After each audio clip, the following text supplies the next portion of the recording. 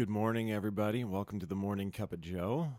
Today, I'm going to be talking to you about something that I'm going to read because I could go forever and ever on this topic, and I want to be clear and concise. One of the first things that I did that maybe I don't want to say what everybody should do, but I avoid grains 100% of the time. Oh, what are grains? Grains is like pasta, cereals, pretzels.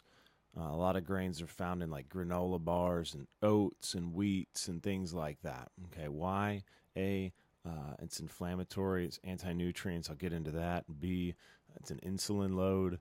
It's all carbohydrates, so you eat it, insulin goes up. It's storage. So yes, there's benefits to that at times, but there are other sources of carbohydrates that are probably much better for you.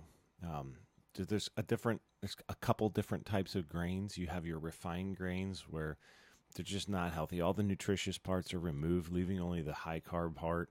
Whole grains, you hear a lot of things about now with whole grains. Well, you still got to be careful about that because there's deception in marketing.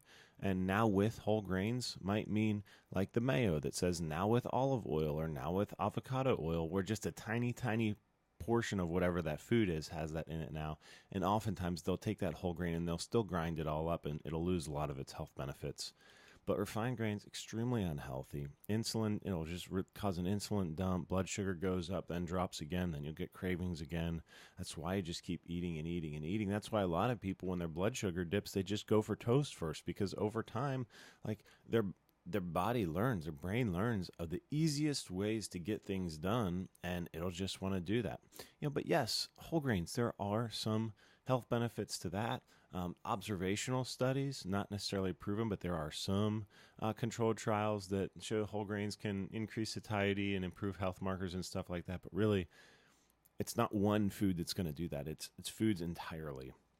A lot of grains contain gluten, which is for some people causes digestive distress and gluten sensitivity. Just because you don't have celiac disease doesn't mean you're not sensitive to gluten.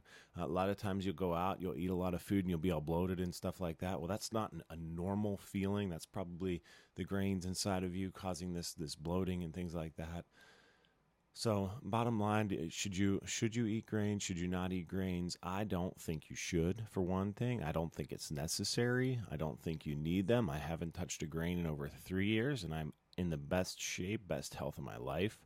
I even read all that, and I'm still at 3 minutes.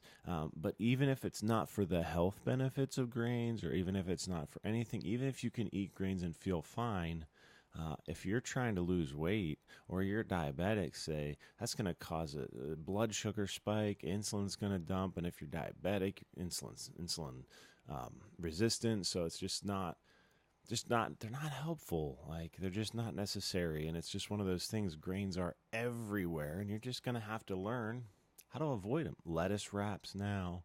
When I go to Chipotle, I get a burrito bowl with no rice or beans, and then I load it up. So there's ways. Sorry, this one got a little long today. I tried to keep it short. We'll talk more about this stuff on a podcast in the future. Anyway, enjoy your whatever day this comes out, and thanks for watching.